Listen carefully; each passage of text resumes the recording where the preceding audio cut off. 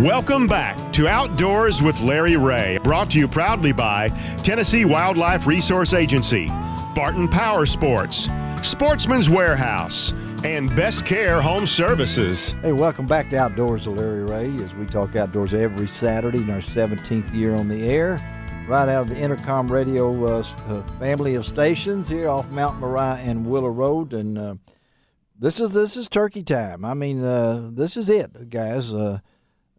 We've talked and talked and talked, and now it's time to gobble and gobble and gobble, which is one of my favorite things. And a lot of the folks... And they're gobbling. They are gobbling. They're gobbling.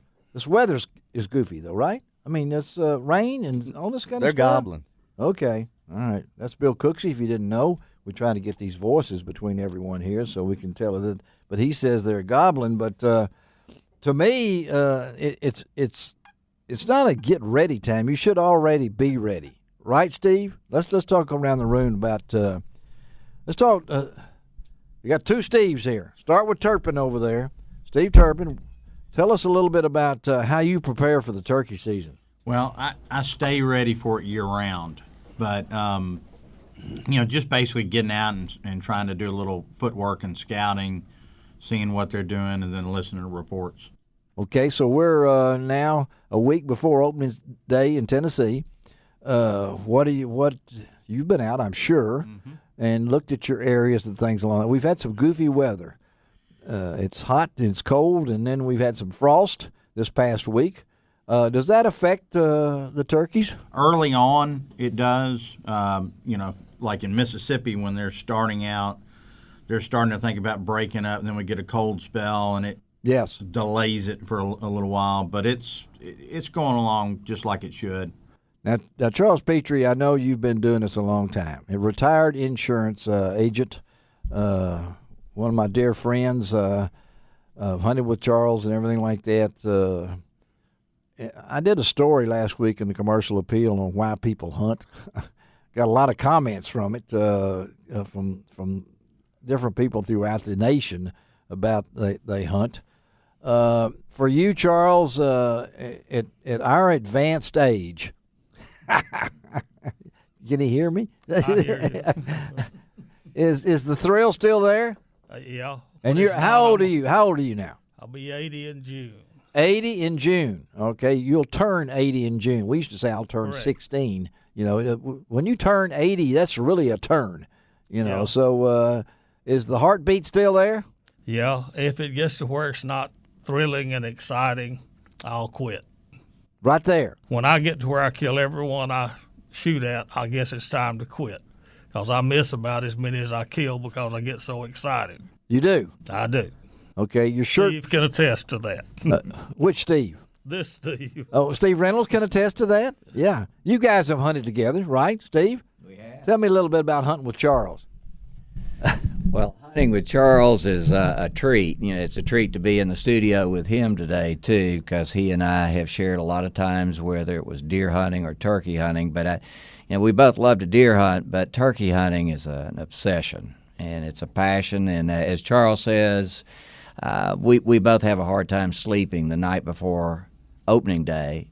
But frankly, I have a problem sleeping the night before going turkey hunting any day of the week. Doesn't matter if it's opening day or anything like that. It doesn't make a whit of difference, but hunting with Charles is always a treat because he's bringing his latest creation of a box call or other turkey call. He's got more calls than anybody I know. He does, doesn't he? He's got more stories to tell. Plus, another thing about Charles is he's one of the most giving people anybody would ever know. He's giving away more box calls than anybody I know. You go to any wild game dinner, yours at Trinity had one of his calls. Mine tonight, not mine, it's ours. At Bartlett Hills Baptist, we'll be having our men and boys wild game dinner tonight starting at 6, and we'll be giving away one of Charles's Plain Jane box calls. And I can't remember the Plain Jane. Now I can understand Turpin calling his a Turpin because it is a Turpin, but it doesn't. Plain Jane, where'd you get that? Well, I started off just making a box call. Yeah. Just a plain call, and then it just kind of evolves because I like pretty woods, so I guess maybe I ought to start calling them Pretty Woman or something. Oh, now at 80, you're going to start calling them Pretty Woman. So it's not named after your wife. I know that. Absolutely. So I didn't know if there was My some wife Jane. loves turkey Yeah, season. She I know. says it's not that time of the year again, is it? So you can get out of the house. But I didn't know if this was somebody from way back in your life, old Jane, that you remembered and put it on there. But If I did, it would have to go back to when I was about 5 years old. That's the last Jane I remember. You can remember when you were 5 years old? Oh, yeah. I can't remember when I was 45 years old, much less I can remember when I got a billy goat in a wagon when I was 3 years old. a billy goat. You got a billy goat. With a wagon. What did you do with the billy goat? Well, we got rid of him after he ran out of the house with me in the wagon.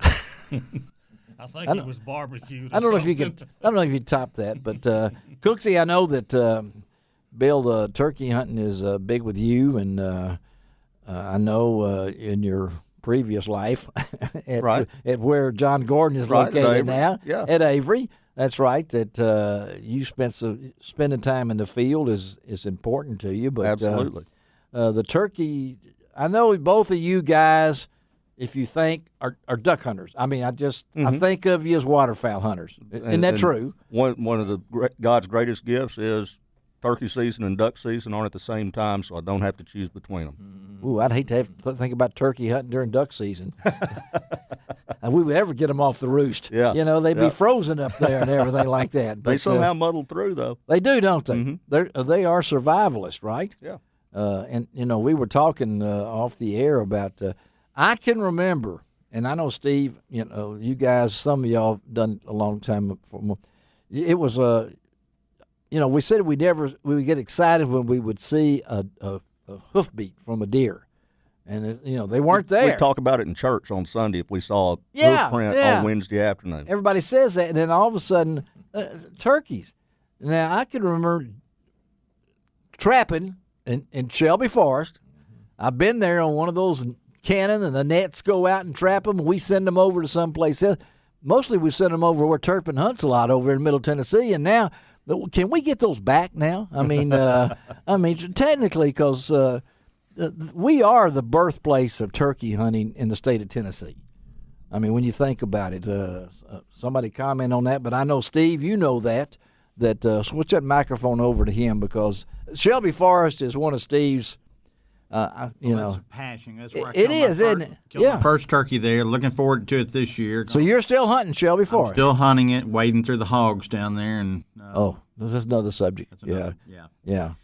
But I wish they would return some more down there. Yeah, because that's really that was thrilling when we sent them off, and we've put them in different places now, and I think they're in all 96 counties in Tennessee now. Mm-hmm. One of the problems we had, though, when we first started off, we stocked birds from swampy areas. Well, we did, yeah. And they didn't do good in our hill areas. They started going up to like land between the lakes. Yes. And other places, and you're getting hill birds. Mm-hmm. And that's where most of your Fayette County birds came from, and your other birds. Well, I don't know this is something I want to pop off y'all too. What's a big turkey to each one of y'all? Steve, how much a big turkey weigh?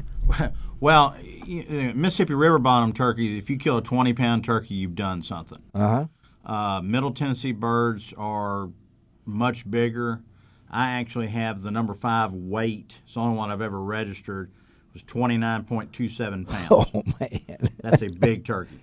How about that? And Steve Reynolds killed one that was just a little bit smaller Steve? Than that. 26 and a half? Or... Right. All right, tell us about that. Tell us about killing Steve Reynolds. Tell us about killing that 26 and a half.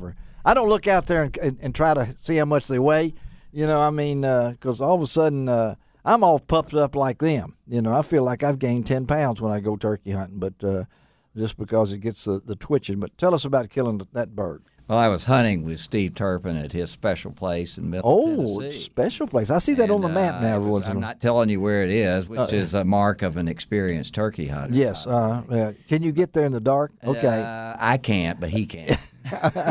But he blindfolded me on the way out. Yeah. So the big birds was off roost? It weighed about 26 and a half pounds. I had an inch and 9/16 spur. Ooh, that's the best thing is Steve's mom knitted little socks to go on the top of the feet of that particular turkey. So holds a special place in my heart. But really?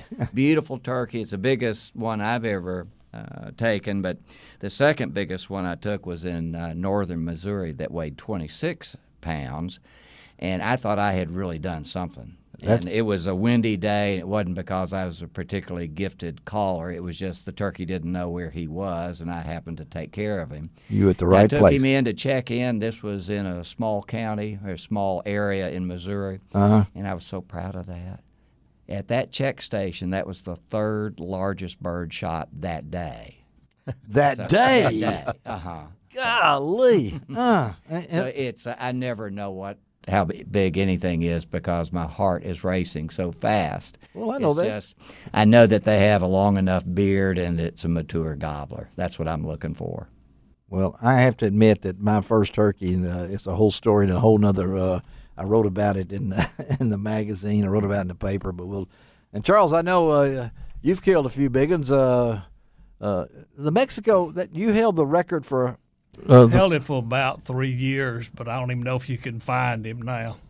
I think he's down about number 9. Really? So in 3 years, it's dropped. I mean, you held it for 3 years, and that was how long ago was that? 10 years ago? It had to be way back. First time I went to Mexico, it was the first gobbler I ever saw in my life. Is it true that they gobble in Spanish? I mean, that's I've heard that, and I just wondered if your guide speaks in Spanish. Oh, okay. I ain't worried about him because I know when I go rabbit hunting, Billy Montague always says, here's the 3 rules, okay? You don't shoot the guide, you don't shoot your partner, and you sure don't shoot that dog, okay? That's the number one thing. Let's take a break, come right back, and sorry we couldn't hook up with Carl Drake. Sounds like he ought to be a duck hunter, doesn't it? Anybody named Drake. Like that, doesn't it? We're going to be right back and see if we can get the mountain man himself from over Calico Rock, Arkansas. That's the one and only Jim Spencer on Outdoors with Larry Ray. Be right back. There you go.